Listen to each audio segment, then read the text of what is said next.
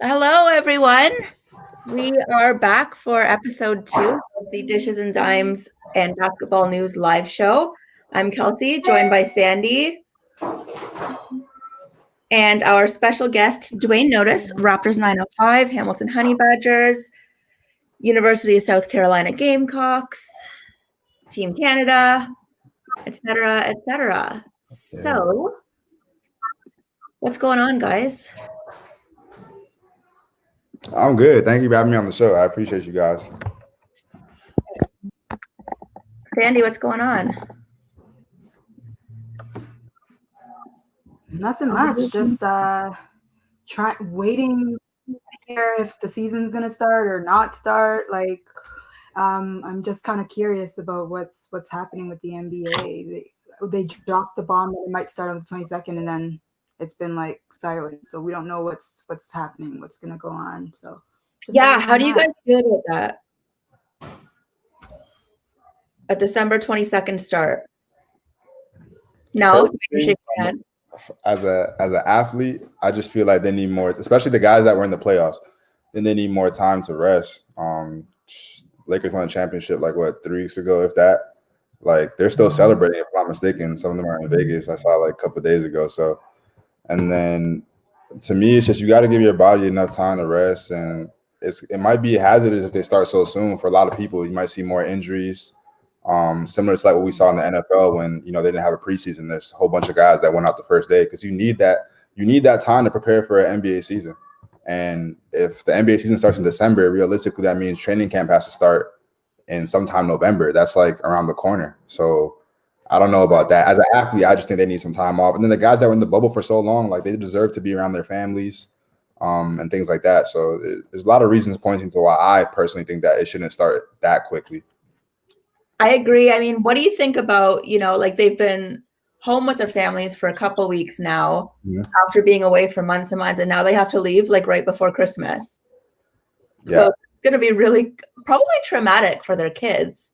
What do you think about the players who didn't even go to the bubble and have had this extremely extended offseason? Do you think it could be bad on their bodies as well? I think it could be, but at the same time, just from, having some peers in the NBA, I know that majority of the guys that were not invited to the bubble, that like certain teams still had mini bubbles for their own team and they were still working out, whether that was 2 weeks to a month. So guys were still playing, still working out and still competing, playing pickup with each other, amongst each other in their own personal bubbles. So, they were still going through their preparation as if, they were going to start the season this early. So they might be ready, but at the same time, you still need like a proper structure before you go into a season, or else you're going to, not be able to prevent injuries or prevent just rustiness and all that kind of stuff. But as a fan, it would be great to see basketball on back again. Like that was probably the most entertaining thing that we've seen in 2020, just that bubble basketball. So as a fan, I'm like rooting for it, but just being an athlete, I'm just like, I don't know. Sandy, what do you think? Yeah, no, not being an athlete, I couldn't imagine jumping from the playoffs, especially as intense as the bubble was. Just not even just physically, but like psychologically, mentally, the place that they probably were in the bubble and having to jump right back into another bubble. And around Christmas, where you should be with your babies and be able to spend that time with your family. And then on top of it, it's just, I mean, like just mentally having to lock into a whole new season, potentially new teammates. It's just, there's so much that could potentially go wrong with this. And then you have to worry about like COVID, right? Like that hasn't gone away until we have a vaccine. That's a real, like it's, that's a real concern for these guys. So I don't know. Like I want basketball back really badly. I would love to see it come back as soon as possible, but just logistically, I don't know how they're going to pull this off. I mean, where are they going to, like, are there going to be little hubs where different divisions play? Some players are likely, like, are they going to be able to bring their families with them? How many people are they? Like, there's just so many things logistically they would have to figure out if they wanted to start the season on the 22nd that I just don't think it's a good idea. But then again, I Yeah. didn't think the bubble was a good idea, and it kind of worked. So I don't know. We'll see. What about, like you mentioned, getting acclimated to new teammates? When is free agency going to happen? I mean, there's going to be training camp, free agency, and everything is supposed to be piled into like 2 weeks. What do you think will happen during free agency then? Do you think it'll be quiet? Do you think there'll be a lot of teams making moves? I don't know. I think it'll be a combination of both. I think because it's going to be, within 2 weeks, a lot of teams might try and make some moves, but at the same time, it's not enough time to like really understand the rest of, the to feel the temperature of the culture for the NBA, to understand like what exactly they need and don't need at the moment right now.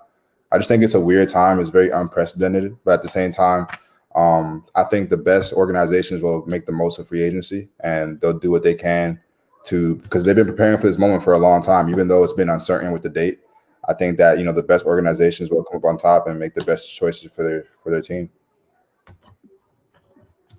Yeah, I agree. Go ahead. No, go ahead, Kel. Well, I talk too much. Go ahead. No, I mean, I don't see anyone, just because there is such a decrease in the salary cap as well. I think it's an estimated like 3 to 15 million decrease. They're not going to be making any huge long-term moves. And also all the big names are locked up until at least next year. Right. So do you want to kind of lock yourself in and not have any chance at those? Or do you want to acquire pieces so that next year you can say to those bigger names like, hey, we have player X, Y, and Z if you want to come over? Yeah, pretty much. Like I think it's going to be pretty quiet. I think the bigger organizations that know that they have an eye on, like a Giannis, aka Toronto, they know that they have their eye on players like that. They're gonna wait it out. I don't think they're gonna make any big moves right now, and things are really uncertain. I don't think it would be in their good interest to make any really big moves right now.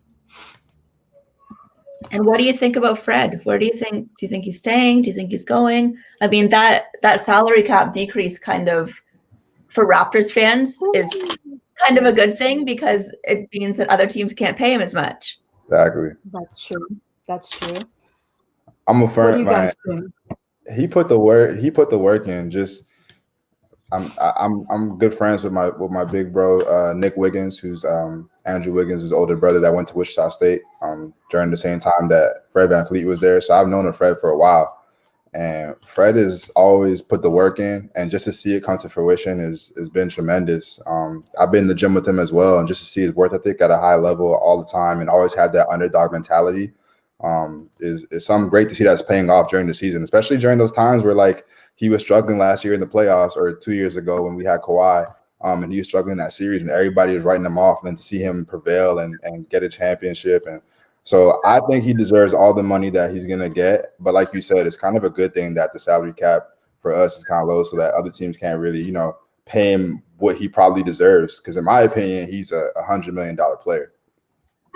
Yeah, I think the most that was rumored, I think it was Brian Windhorst maybe said that the most they can offer while still retaining space for next year is 80 million. And I think that Fred VanVleet probably does deserve a lot more, and he could command a lot more than 80 million. So thanks, COVID. I mean, thanks.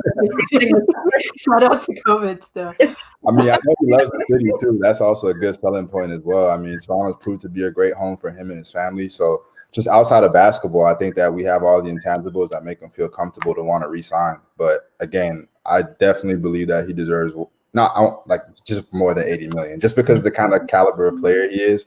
And then especially because he's so young, like I think he's 25, 26. Like he definitely, but if he stays with us, he'll definitely get another contract. So I think he has, good options out there. I know a lot of teams showed interest, but I think his home is here. I think he's found a home here with the support.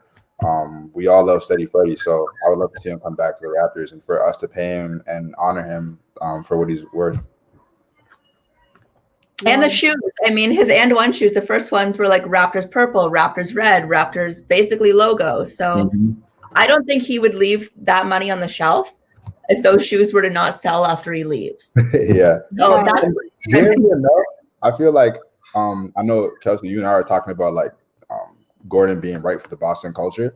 I have that similar mindset when it comes to Fred VanVleet. I don't see him on another like I feel like he has that underdog mentality, being an undersized, guard that could score and defend at a high level, chippy, make shots and penetrates. And I just think that his style of basketball just fits well with the Raptors. Just us being that city that never really gets respect, no matter how many years we prove and show that we're, one of the top teams in the Eastern Conference and in the whole NBA. I think that Fred VanVleet matches up with that culture.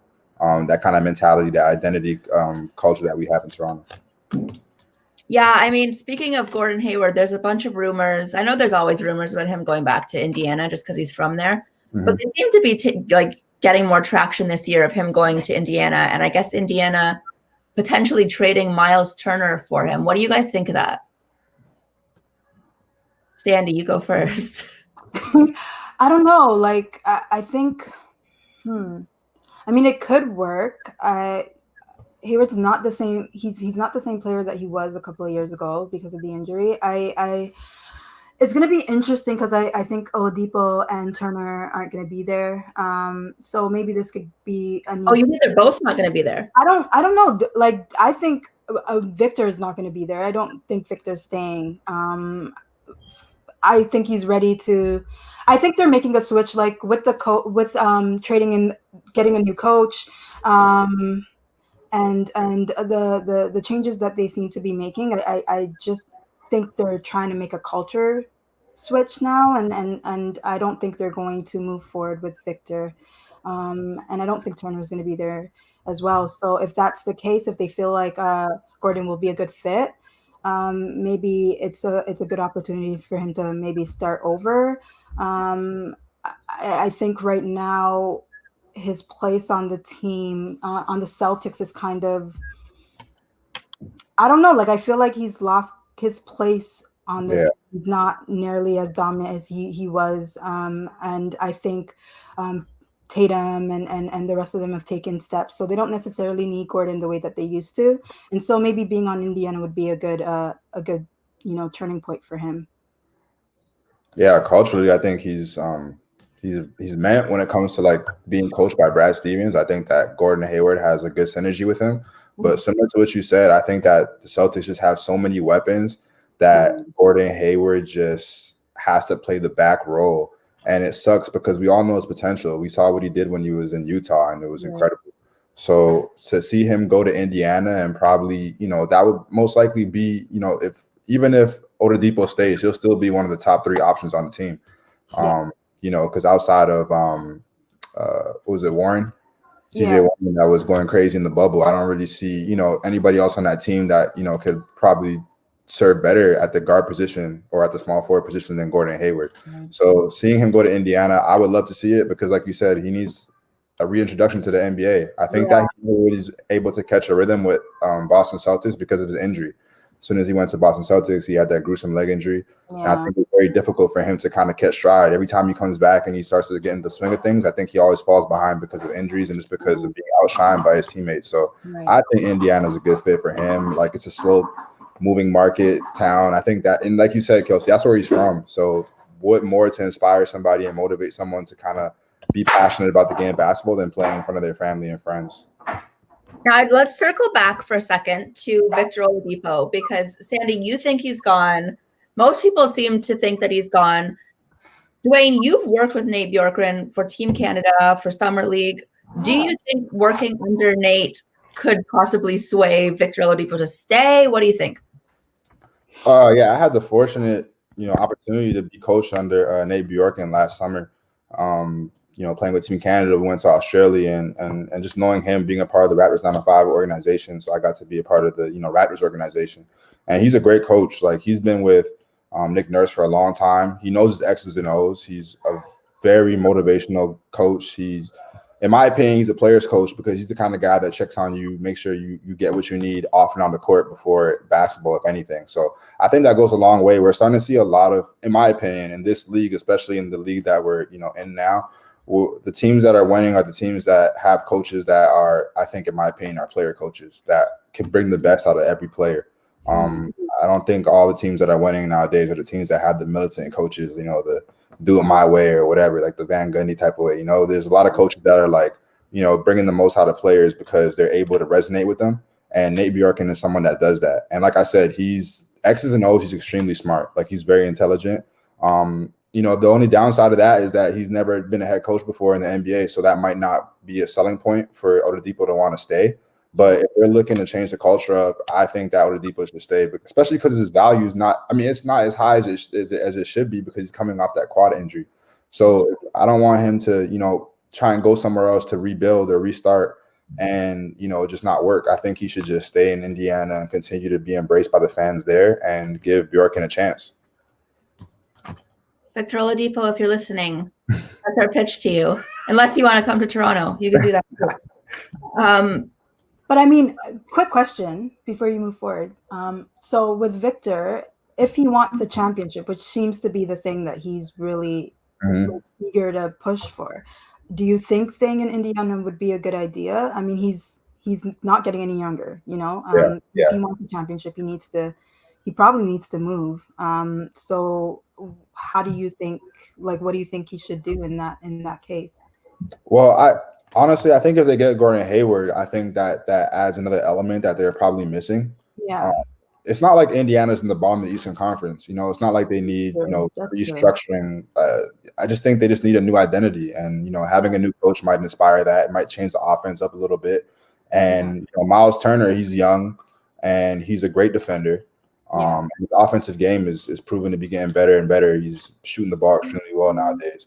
I think if they stick with it and they grind it out, they can make something happen. I don't believe that, he should, but I understand if he wants to leave, he wants to win a championship immediately. Yeah. But, I think he should give it another year or two and then see and then go from there. And like I said, if they add Gordon Hayward, I think, and maybe another stronger piece on the wing or maybe another backup point guard or someone else that could, take the pressure off of Oladipo so he's not being the one that has to be ball dominant and do everything himself all the time. That they're gonna have a better chance because Indiana's culture is, they're gritty. They always find themselves in the playoffs. I just think they need another piece, one or two pieces to help them over the hump. Right. Okay. Now, free agents back to Toronto. I mean, Fred up in the air, Serge Ibaka up in the air. Marc Gasol apparently playing in Spain. Apparently hasn't talked to the Spanish team. Yeah. Of those two, who would you keep? Both of you. Between Marc Gasol and Serge? And Serge? Yeah. You can consider all factors. No, that's tough because I'm gonna go with Serge to be honest. He showed a resurgence in the bubble. He played extremely well. Resurgence. Resurgence.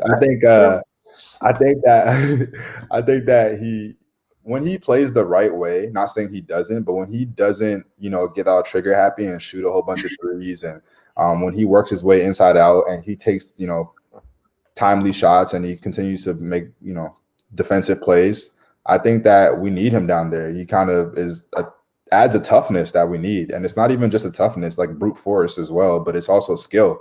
Because when he makes his shots and, Freddie, or Kyle Lowry penetrates and hits him with a wide open shot, he's always going to knock it down. It's just that I don't like when Serge gets a little too dribble and jump shot happy.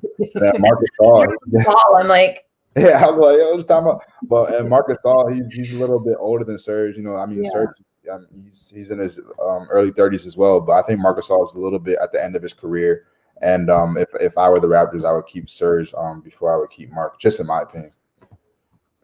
I wanted to say Marc so badly, but I think it's time for him to go to Spain. Like, I love you, Marc, if you're watching. I love you, but I don't know. I guess we keep Serge. It's hard because I think a lot of Serge's game depends on Lowry being able to feed him, and we don't know how many years Lowry's going to be there, right? So, yeah, we keep Serge, but I think Masai is definitely going to look at other options because, I guess the way that it looks right now, I think we're coming to the end of the We the North era. And once Lowry kind of phases out, a lot of those players aren't going to be on the team anymore. So we keep Serge, but I think Masai is going to start to look for centers. And that's going to be interesting. But yeah, if it's between Mark and Serge, strictly because Mark seems to be at the end of his career, I would say Serge. And what do you think when we're talking about, looking for centers? Who do you think they could target? Who do you think they should target? Where do you think they should look? Dwayne and I have the same answer that nobody else agrees with. Yeah. So, I mean, what do you think? I don't know. Like, I actually haven't thought about this because it really depresses me to think that like both Serge and Mark aren't going to be on the team. But come back to me. Let me think about this. I don't know. I just think we need, in Nick Nurse's style of offense where he plays, kind of like the 4X's out, which is he plays, 2 slots and then he has the corners. I think we need a big that's able to stretch the floor. So someone that could shoot the ball. In my opinion, I don't want to be biased, but I had a teammate, Chris Boucher, and I feel like he's being groomed perfectly for the role. Chris, really? If he could add a little more pounds and get a little stronger. Yeah. I think that he could hold the middle down. I don't know if he'll be a starting, 5 for us, but he should definitely get some more production off the bench. But like I said, if we're gonna look outside into other teams, I think we should target someone who could hit the 3 ball, and who could just block shots and who's okay with stretching the floor. And we need someone that's versatile because Nick Nurse's offense, I'm telling you, it's interchangeable. It's very interchangeable. Yeah. So what about Montrezl Harrell? I would love to see Montrezl here. And I think he would definitely not the only one. He would definitely thrive in our city, especially just off the culture of Toronto. Like he would, whenever this COVID stuff gets over with and he's able to play in Scotiabank Arena, like the way the city would embrace Montrezl would be incredible because he's an energy guy and he can give you 100%. And he may not be the tallest center out there, but he's definitely one of the strongest and one of the most active. So I would love to see Trez out here hooping, to be honest. And he's so selfless too. He's a great guy. Did we convince you, Sandy? I mean, he plays basketball, so I'm gonna let out like. Oh, you don't. I'll side with you guys on this, but I'm surprised. I'm surprised Montrezl is the answer. I've been fighting. Every time she brings up Montrezl, I'm like, could you not, please? But apparently, he's the choice. So Montrezl the choice, Harrell. That's all Strizzy can introduce him as. We got it all set up for you. Oh man. But also, so with the weirdness of the season apparently restarting in December, the NBA announced that they may potentially allow in-arena entertainment. What would your entertainment be so that you could be allowed in the arena? What would your special talent be? If the Simon Says guy can be a halftime entertainer, you guys can do anything. What the heck? What is my talent? Honestly, I'd probably have a segment or I have my 2 baby sisters play someone in the crowd one-on-one. But there's no crowd, so it's got to be a player. Someone who didn't have any first half minutes. Yeah, I don't know. I'll probably do something. I don't even know. I don't know. Sandy?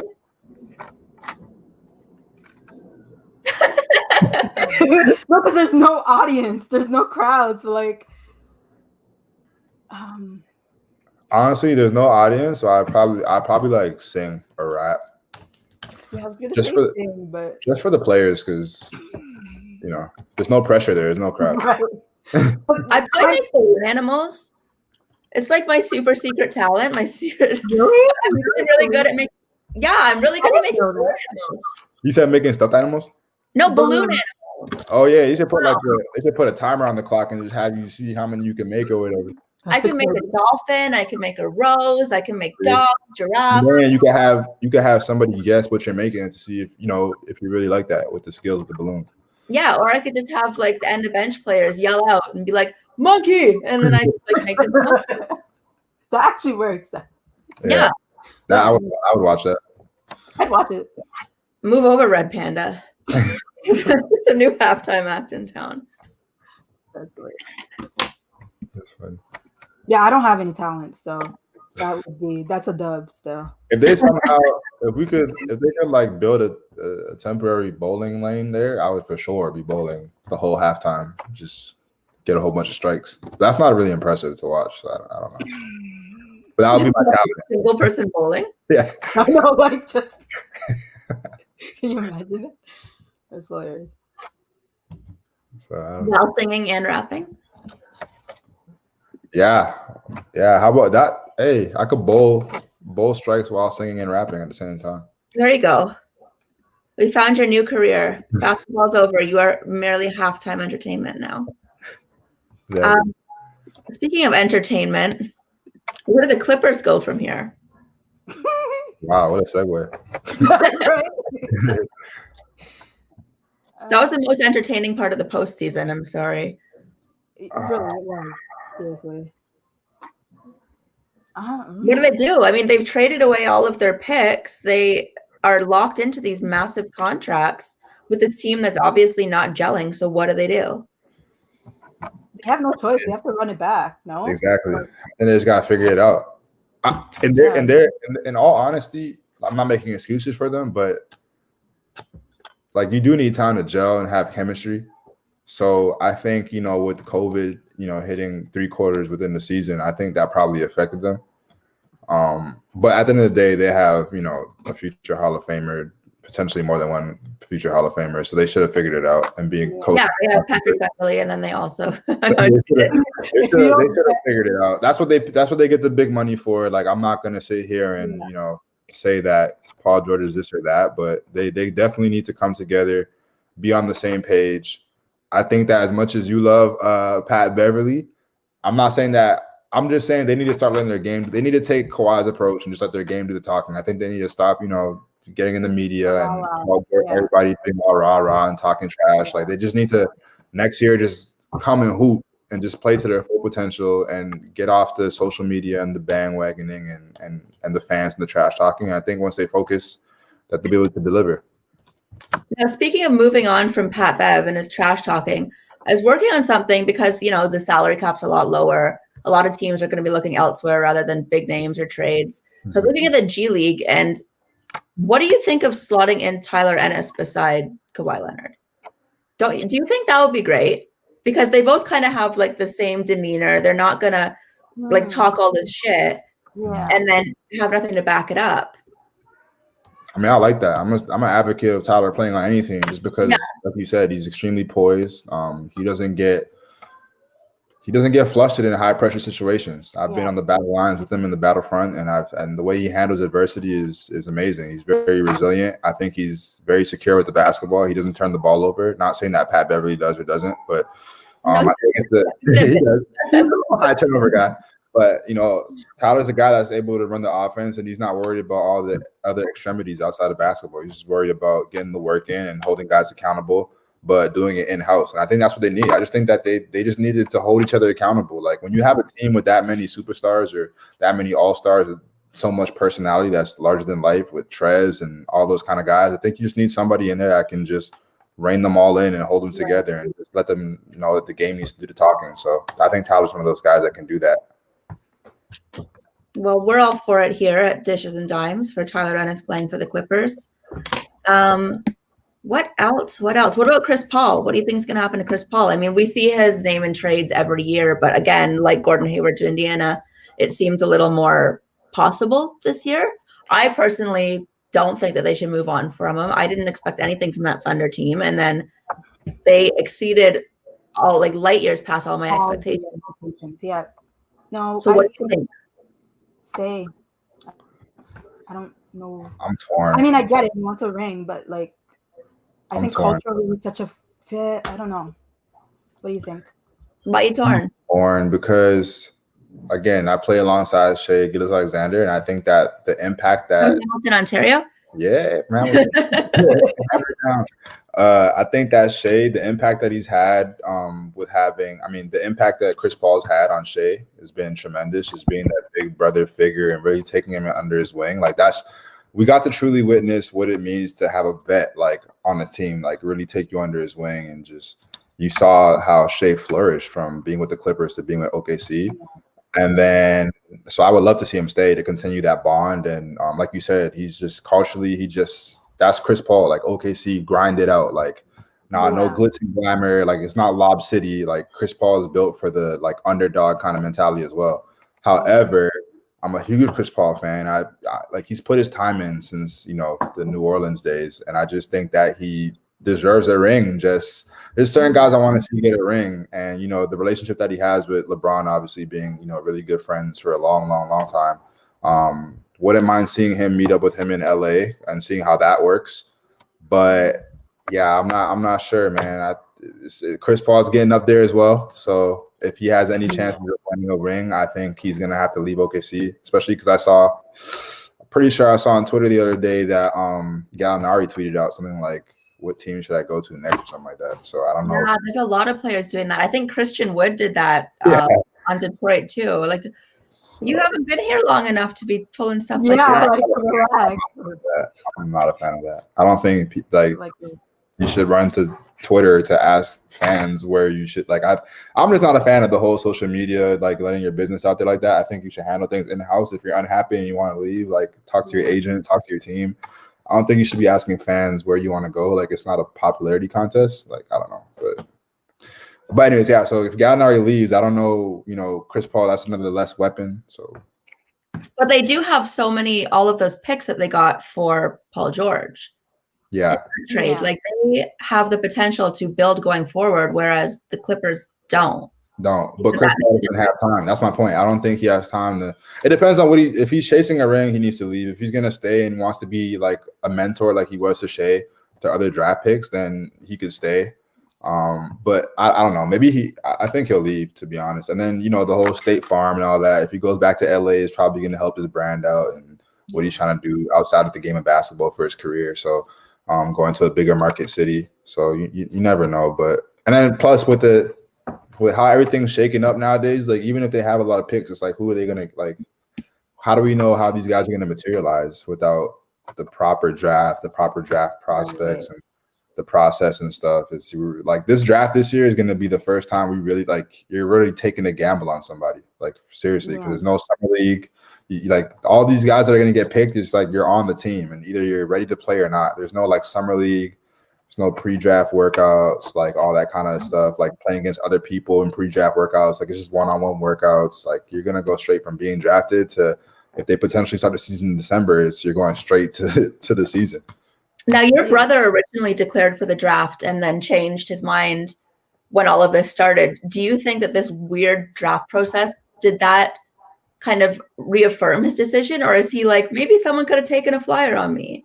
No, I think especially, I mean, it's it's his life and his career, but just talking as a family and being his older brother, I think that was one of the things that kind of determined why he went back to school, was because there's so much uncertainty. It's a couple of teams are talking to him and showing interest here and there, and he may have been on the second round in some draft boards, but it's not like before. If this was last year, it'd been a perfect situation because he could play himself higher. That's what most guys do anyways.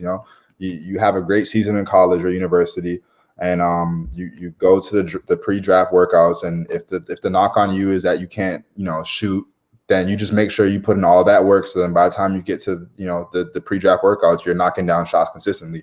So it's hard for you because of COVID. It was hard for him to show whatever misconceptions there were about his game that were surrounding his deficiencies, if there is any. In my opinion, there's not many, but if there is any, then it's he can't even prove himself to the team. It's you got to take my stats and my season and my word for it.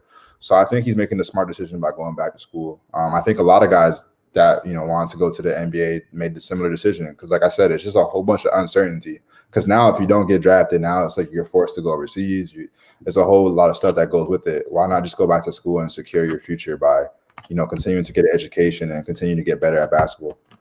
But do you think that there will be a lot of draft busts this year because of that? Or do you think that I hate the term draft bust because if you made it to the NBA, obviously you are more talented than 99% of the people out there.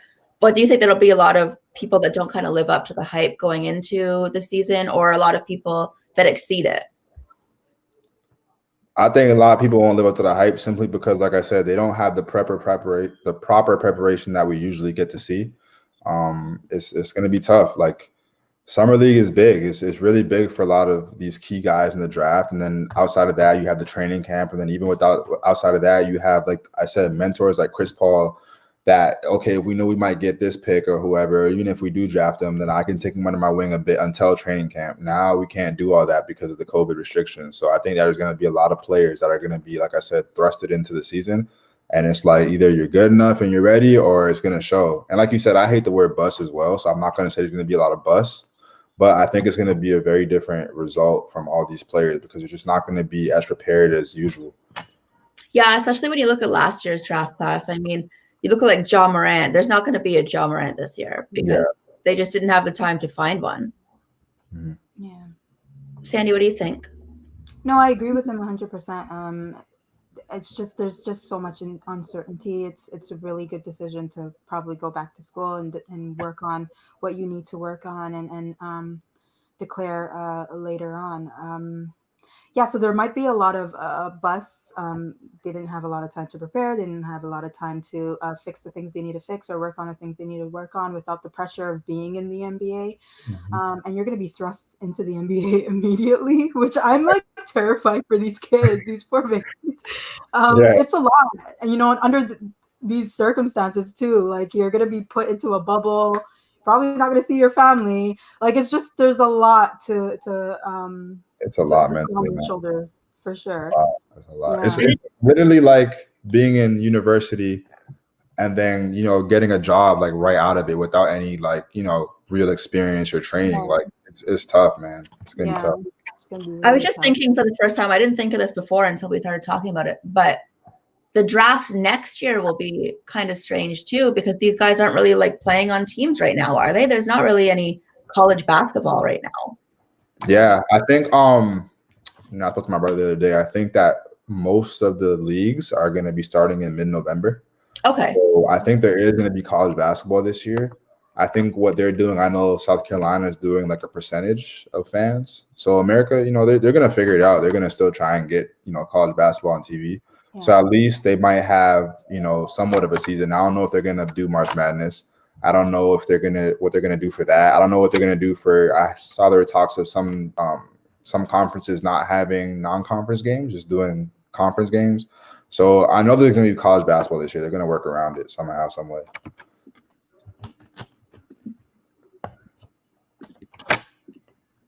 Yeah, it's kind of strange because March Madness is when so many of those guys really get a shot. It was really when they get seen for the first time on a big stage. So if they don't have that, then their hopes and their percentage of actually going to the NBA seems to dwindle a little bit. So I'm hoping that they'll figure something out around that. Maybe another, March Madness essentially is like a bubble anyway.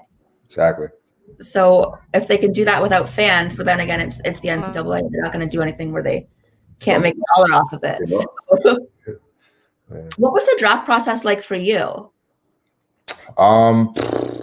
Final Four, right after Final Four, it was like before graduation, it was just a whole bunch of agents hitting me up. And then from there, it was like working out. Like I went to Irvine, California to work out. And I was there for like a month and a half and just working out. And you have multiple NBA workouts and things of that nature. So like I said, that's probably, I know guys are working out in the States and they're probably having one-on-one workouts with organizations, but it's not the same. It's just different.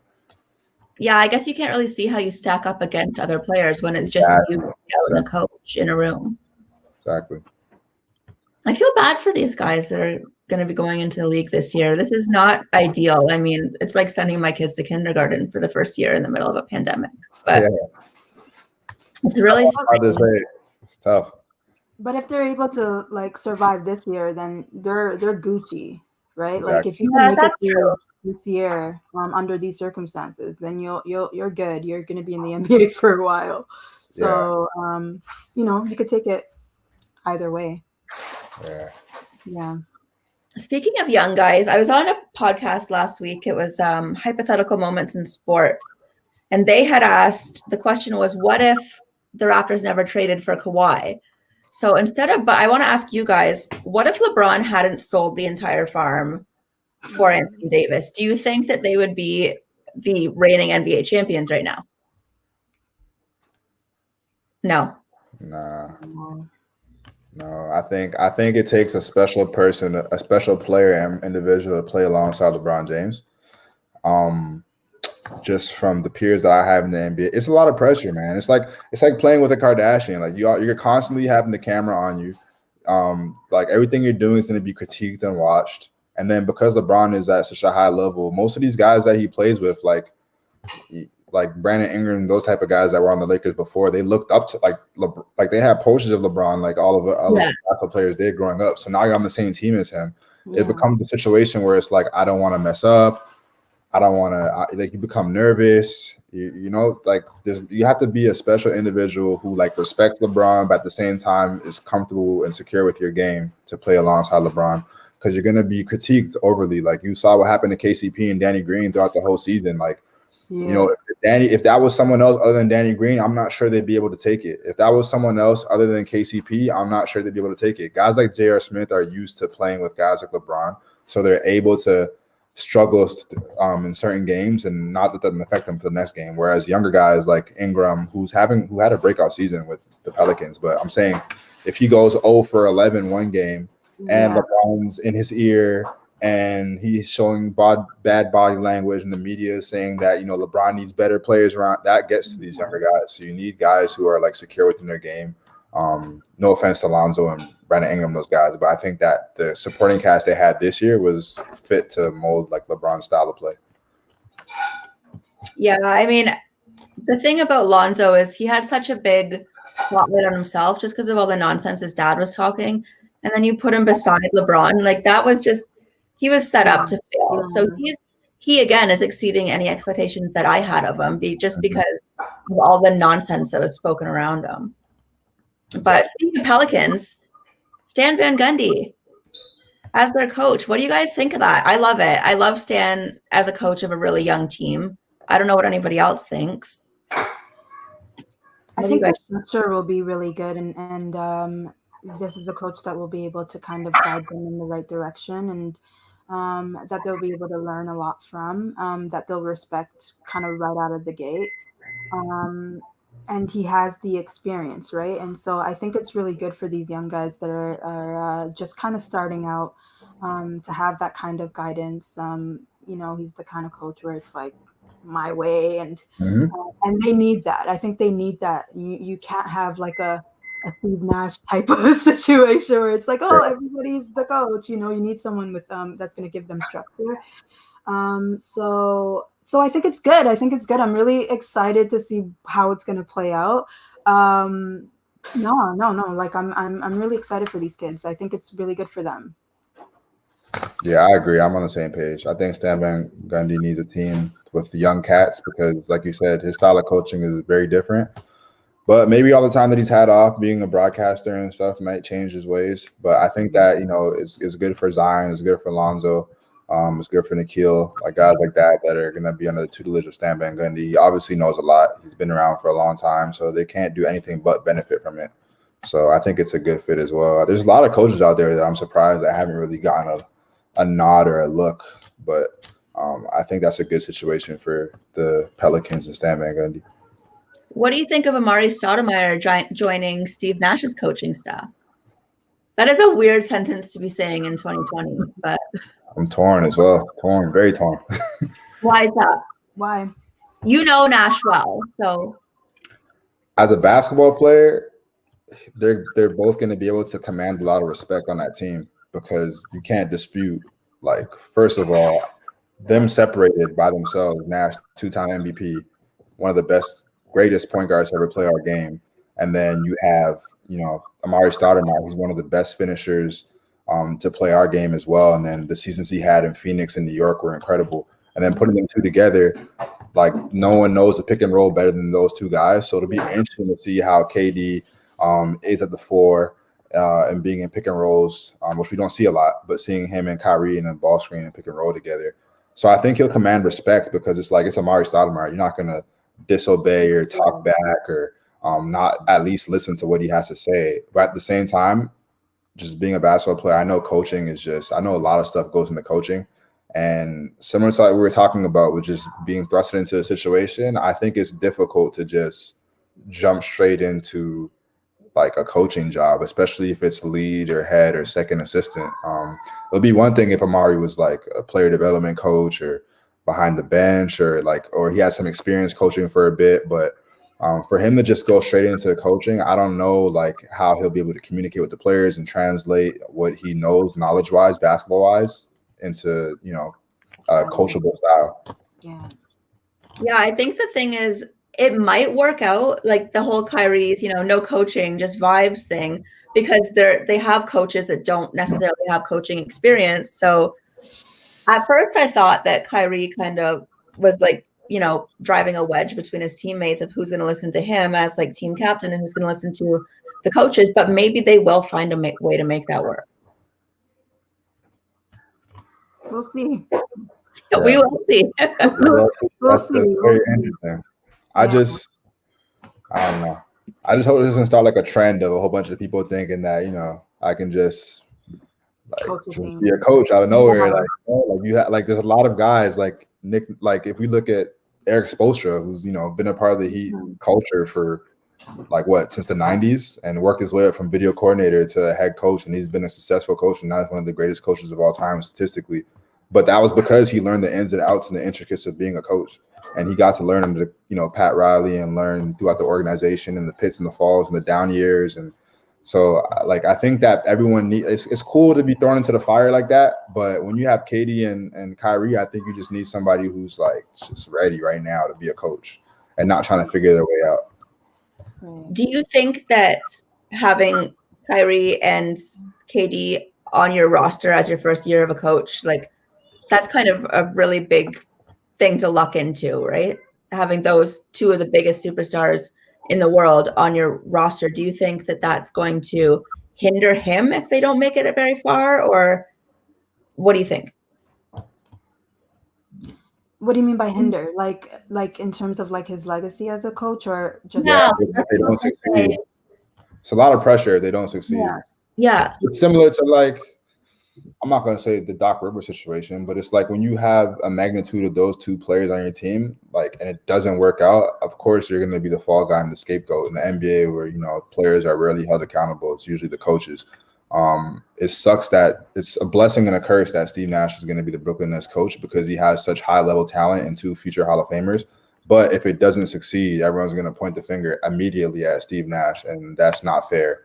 But there's been a lot of situations where coaches have lucked up. I mean, you look at Steve Kerr, his first year coaching the Golden State Warriors. It's everyone could argue if he's a good coach or not, but at the end of the day, he had the talent there ready. So and he knew what to do with it. So hopefully Steve Nash knows to do it because they have a lot of talent over there. They have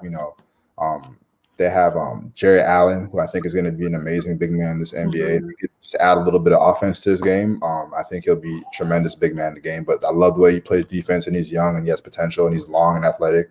And they have Joe Harris. They have a whole bunch of supporting staff that Joe Harris could really ball. He could really, really hoop. And then Karis LeVert showed what he could do in the bubble. He could be a starting point guard on a lot of NBA teams. So now having Kyrie come back, I'm very intrigued about how they're going to work out. And do you think they move on from Spencer Dinwiddie? Yeah. Is it a little bit of an odd duck, eh? I hate it had to be him because he's super talented. He's an offensive assassin, but it's when you have Kyrie and KD, you don't need that. We just need you to do what you can do. We don't need you to, it's similar to when I said, when you have a LeBron James, which is basically having a Kyrie and a KD, when you have a special talent like that, you're not going to be able to play to your full potential. When you play on the Rockets with James Harden, you're not going to be able to. You could have scored Ben McLemore was, killing with wherever he was before that, or Austin Rivers is a great offensive talent. But when you have someone like James Harden, it's that supersedes that, and it's we just need you to just be a star in your role. So if you're going to be on the Brooklyn Nets now with Kyrie and Kevin Durant, you're going to have to, limit your role if you're an offensive assassin. And so maybe Spencer Dinwiddie could become a spot-up shooter, but I know for him to be effective, he needs the ball in his hand. Yeah. So do you think that they'll probably just try and surround KD and Kyrie with elite defenders? Or what do you think? If I was the Brooklyn Nets, that's what I would do, because offensively, what else do you need? Yeah. Joe Harris is an exceptional 3-point shooter. Jarrett Allen, like I said, is an amazing defender, and he can hold the paint down. And he sets screens and the offensive rebounds. So, and then you have KD, who's arguably, the best player in the world, and also the greatest scorer, in my opinion, of ever played a game. And then you have Kyrie. So it's like, what else do you need offensively? Yeah, I don't know. I think they just need defense. I just think they need defense because Kyrie is not the best defender. I know Steve Kerr maximized KD's defense. Like, I know the past few seasons, KD's actually played some better defense and took the challenge upon himself to guard better. But offensively, it's like they're going to be unstoppable. The only people that can stop them is themselves. So I think they just need to fill themselves up with some defense and then maybe a quality bench. Sandy, what do you think? I think it's interesting. The thing is, what we're not considering is the injury and how Katie's going to look. I think there's an added layer here because when he does come back, he is going to be coming off a pretty serious injury, and a lot of players don't really get to the level that they were at once they have an injury like that. So I think that's an added layer that we're not. Sorry, what happened? Yeah. No, I hear you saying though. You're right. She's right.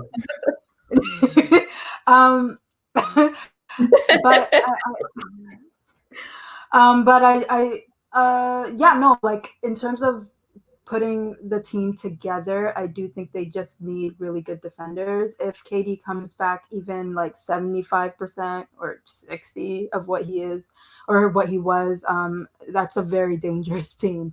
So yeah, if it works, it's gonna be the Raptors are trouble. We're gonna, that's gonna be the team to look out for. So no, I think if they get a couple of defenders around them, they should be a solid team. I don't think Spencer's gonna be there.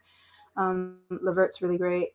Like they just have they have a really good team, and if everybody plays their role accordingly, they should be. I wonder how they're going to use Caris LeVert. Caris LeVert reminded me of kind of like Fred VanVleet, where he kind of just had the opportunity to show himself, and he proved himself because when opportunity was presented, he took advantage of it. And he's shown that he's like, I don't know what his contract is like and all that, but I know that he deserves to, if not be a starter on Brooklyn, he deserves to be a part of the offense. Like he proved it. And that's what I'm going to be intrigued about. Like, that's why Steve Nash has a crazy job ahead of him, because what kind of offense are you going to run with a Kyrie who's most likely a ball dominant guard, right? KD who needs the ball to he's also a ball dominant guard, right? See what kind of offense they're going to run. So yeah, and they're so fast when you think about Kyrie and KD. They are both insanely fast, so they're going to need.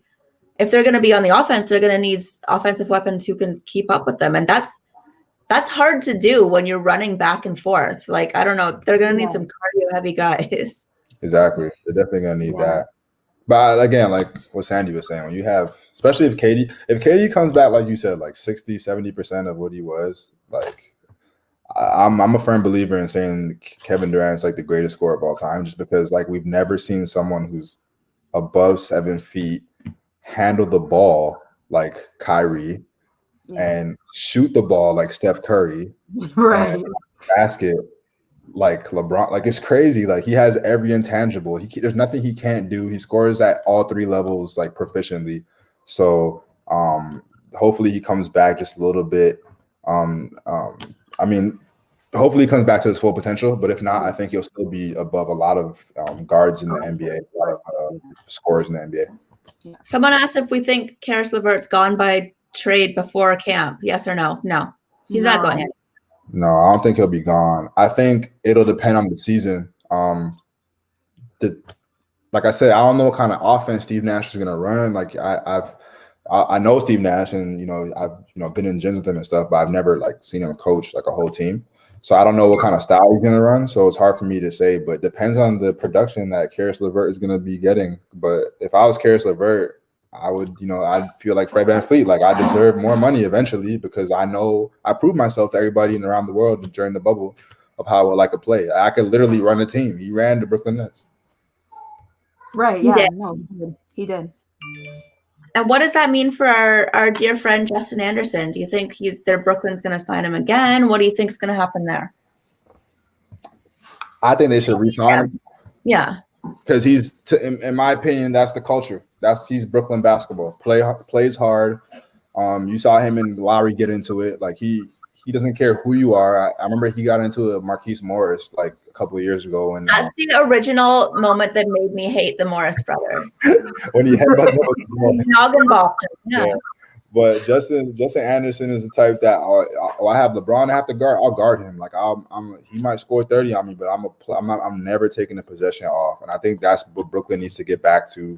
When they were beating us in the playoffs, unfortunately, a couple of years ago with the Raptors, when they had like Deron Williams and those kind of guys, like that was the kind of basketball. Like they were gritty.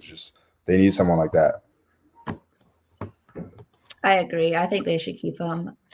But what do I know? I'm not an NBA GM.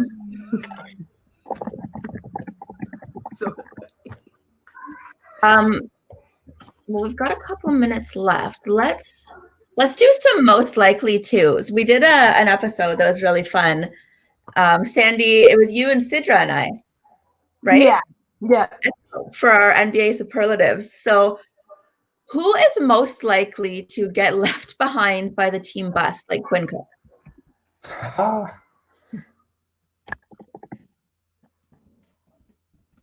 Who's most likely to get left behind? Dwayne, what about the Raptors that you've played with? Like Chris Stanley would get left behind. Why Stanley? Stanley would get left behind for sure. And I'm pretty sure it happened. Low key, I think it's happened before. I think it's Stanley. That's hilarious. Why? Is he just like in the crowds? Like, I don't know, man. I just think it would be him. Like he's just so cool. Like he might just sleep through his alarm, or probably he might be getting his spit together, and the team bus might have left him. Like I just think he's just like that would probably be him. I could see it. Yeah, I think if I had to choose a Raptor, it would probably be Stanley as well, just because he's just. It wouldn't be Paul because Paul's like an old man. He's like punctual. Yeah. It wouldn't be. It might be O'Shea. Nah, O'Shea got his priorities, man. He's a new father. That's why he'd get left behind. He'll never have a baby. Yeah. What about who would be the most likely to sleep through a natural disaster?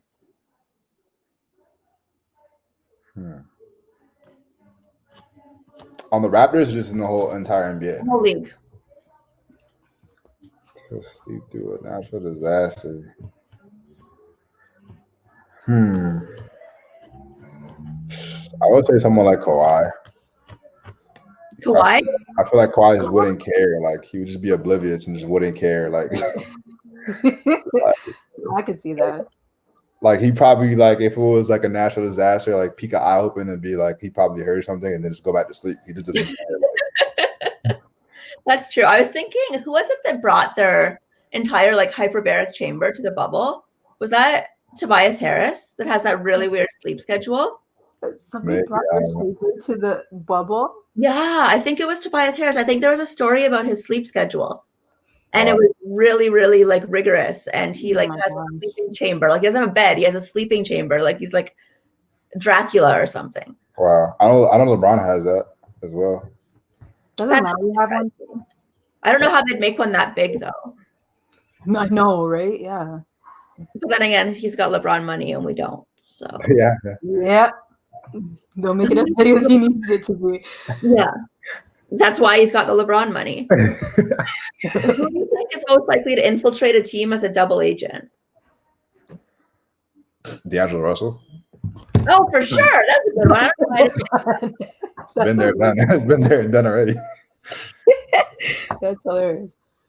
Yeah, that's a good one.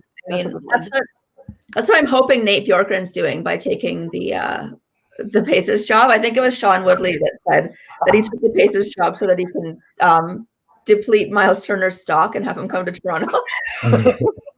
Man, that'd be evil. But that's clever. That would be so. Wow, that would be amazing.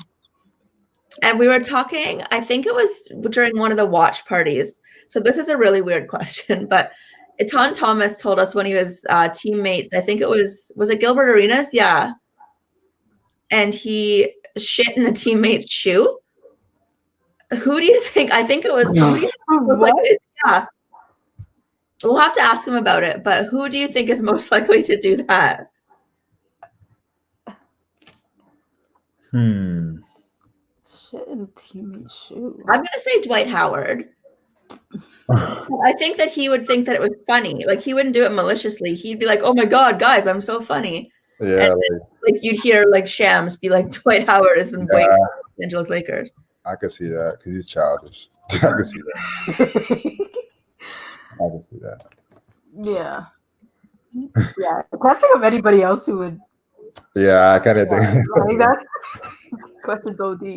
Maybe like Enes Kanter. I don't know. But Dwight Howard's definitely up there. Dwight Howard. Yeah, I'm going to go Dwight. Yeah. Right. General consensus is Dwight Howard would in fact shit in someone's shoe.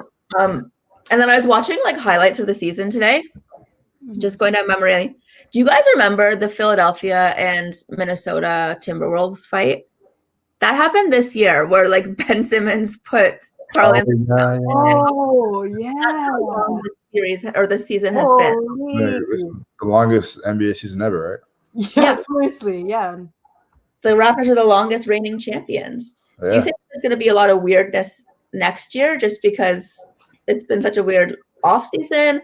Or do you think that there'll be like a general like camaraderie, like let's get this done? What do you think? Because we didn't see a lot of like stuff in the bubble outside of like the Morai. So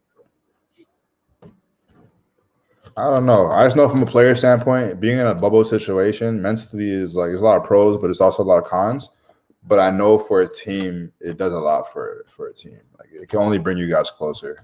That's just my opinion. So depending on how the NBA structures is going to proceed this season, if they do like another bubble or whatever the case may be, like your teammates really become your family. Now that was true before, like we were family before, like as teammates. But it's just like a whole different element when you have a horrible game and you can go home to like your wife and kids, or now it's like you have a bad game and you're constantly around your teammates and being reminded of that and you have nowhere to like mentally escape.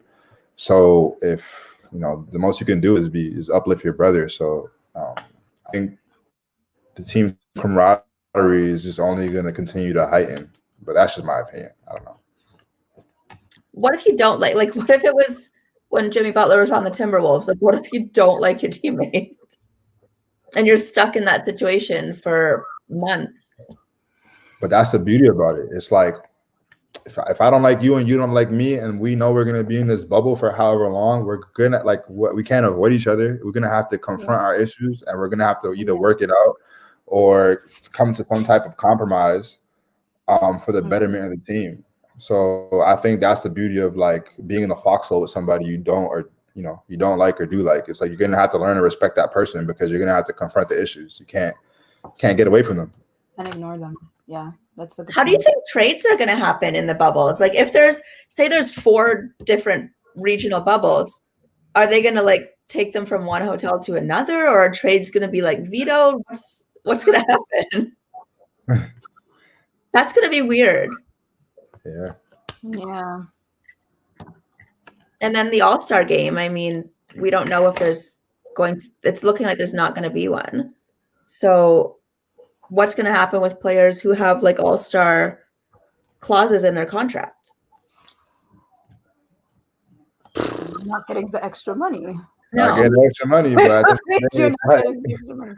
at least they can still hooping and play for a championship. At least be grateful for that, I guess. I mean, how about if I'm assuming they're probably going to have like a list. They're going to compile a list of people who should have been on the All-Star team They and should do that. make That's a good money idea. that way. No? They should do that. That's actually a good idea. I think, Sandy, you're right. I think they should come up with like an all-star list for the East and the Western Conference, and it's like if it wasn't for COVID, they'll have an asterisk beside it. Right? Yeah. You would have been an all-star, and maybe it can still count like on your resume, but it'll have asterisk beside it as you know you didn't play the game. Right. But I don't see there not being a list, actually. Just like the same thing Kelsey said about the NCAA for money. It's like the NBA loves fan interaction. So I don't see them not having. Yeah, that's what I was thinking. They'd probably do like, I forget what it was when they had that virtual horse game. Yeah. With like, was it Allie Quigley and Chris Paul and everyone? Mm-hmm. So maybe they can set up like a different, or they could just go to one bubble and do it, because the NBA is not going to miss out on that All-Star weekend money. There's no way. Even like the jersey revenue alone is enough for them. I think they'll be able to do the different games, the different like the 3-point shooting, because you could do that, you know, in whatever arena or different courts. But an actual All-Star game, yeah, I don't know. I mean, but I think we're also not considering the fact that the U.S. literally doesn't care about COVID, and by the time the All-Star game is to air, they would have probably figured out a way to get these players to play irregardless. Because like all these cities are open anyway. It's not like there's like big restrictions. I think the only thing that they would have to make sure they do is they have like rapid testing so they can test all the players. And again, like I've said numerous times, they're probably going to have fans like sign a waiver saying that you could catch COVID if you come. Do you agree? Do you disagree? Do you want to do it? Do you not want to do it? You sign and then you come in and you watch the game. Like I think by that time, depending on how things are, we might even have a vaccine by then. You just really don't know, right? But I just find it very hard to believe that they're not going to have an All-Star game. Like I think if there's a way to do it, they'll figure it out. Yeah. Hell, they're starting the season in like a month, like as if that's like possible, you know. If it's one thing we know about Adam Silver is that he'll figure it out. So he'll figure it out, yeah. So he'll figure out how to make that money. But yeah, even having fans, I thought that they would extend maybe like in arena attendance to maybe season ticket holders, so that you can track exactly who comes in. Yeah, that's a good idea too. Yeah, no, that's a good idea. I mean, they're doing everything else in the States. Why not? That's the thing. Why are they doing this? The NFL has been going well, and I mean they had a few hiccups last week with a couple cases, but I mean they're playing at their own arenas, and I don't know what they're doing outside of these games and for their travel, but I know they have rapid testing, and I know they're testing a lot. And just to see us in, I don't know what week we're in the NFL season, but we're heading towards the Super Bowl. So if they can do that, then I'm sure the NBA could figure out something. You can figure it out, yeah.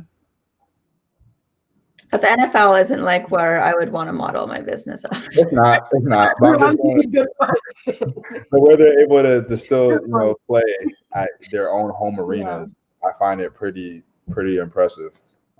That they haven't chose, like, you know how I think baseball and hockey they had like official sites, right? They had a few different sites. Hockey was, a lot of it was in Toronto. Yeah, it was like 2 or 3 different sites. I think there was one in Toronto, another one somewhere else. But football is like nothing. It's like we have a home game today. All right, we have an away game next week. Like there's no issue. So we'll see. Yeah, what about that? Because I heard that there's a lot of, like, if they're going to do these regional bubbles, there's going to be a lot of Toronto and Edmonton was for hockey. That's what Sully says. Yeah. Sully says Toronto and Edmonton. What about these regional bubbles that they're talking about, like the Atlantic Division? And that's annoying to me but I guess, Dwayne, we're kind of used to this in the G League because we don't really play. I say we like I'm actually part of the team, but But it'd be interesting because it's like if we're gonna do regional bubbles, it's like, are we gonna, if a team travels to the West Coast, are they gonna play the Lakers, the Clippers, Sacramento, the Warriors, like all 4 times that one time? Like, that's what they're planning on doing. Yeah, so I mean, it's gonna be like a mini playoffs. Yeah. But then, like, when the Eastern Conference teams and the Western Conference teams meet up, they won't have played each other. So it'll be interesting to see, because I guess you'd have to watch a lot more film to kind of game plan for who you're playing in the finals. But it would be interesting to see teams that haven't played each other play each other in a finals game. It's very strange. But yeah, it's like the G League. I mean, playing, Fort Wayne or Delaware 100 times and then playing, Jeez. yeah. And then not playing like South Bay Lakers or whatever they were ever. Yeah, that used to be dreadful. That's true. I don't like that, actually. You're right. Yeah, you've lived it, so you would know if it's good or not. I mean, I don't want to play Boston. No, I used to hate that. Yeah, now you brought that up again. Like, we just played them. Like, yeah, like when like 5 times or something. When the season ended, we had played back-to-back games at home against College Park. Yeah. So it's I don't know, it's kind of weird. We'll see what happens. We'll see. Yeah, I don't know. But anyways, I think we're done, guys. I think we actually have gone over our time, but that was fun. So thank you to everyone for hanging out with us. Come back on Saturday for our Zoom Halloween party. Show us all your costumes. Put lots of work into them. Don't just go buy them from the store. Costume's gonna be wild, bro. Like oh my god. Is it still the same one that you told me? Yes, and I'm trying to figure it out, and it's. I'm gonna embarrass myself, but I'm doing it for you guys. You're gonna look amazing. If it's the one you told me, you're gonna look amazing. Oh, now I want to know what it is. Saturday. I'll be watching Saturday. And you have to see Sidra's costume too, because I know Sidra's costume. Sandy's costume is like super hot babe costume. Sidra's costume is the most ridiculous thing I've ever seen in my life. It's gonna be hilarious. I can't wait to see that. Like, she's so adorable. So yeah, come for Saturday. We have some fun activities planned, and we will see you then, or we'll see you Tuesday. Either way, thank you for tuning in. Thank you, guys. Thank you. Bye. And thank you, Wayne, for being our special guest. Thank you. You've been awesome. Thank you. Appreciate you guys. All right. Bye-bye, everybody.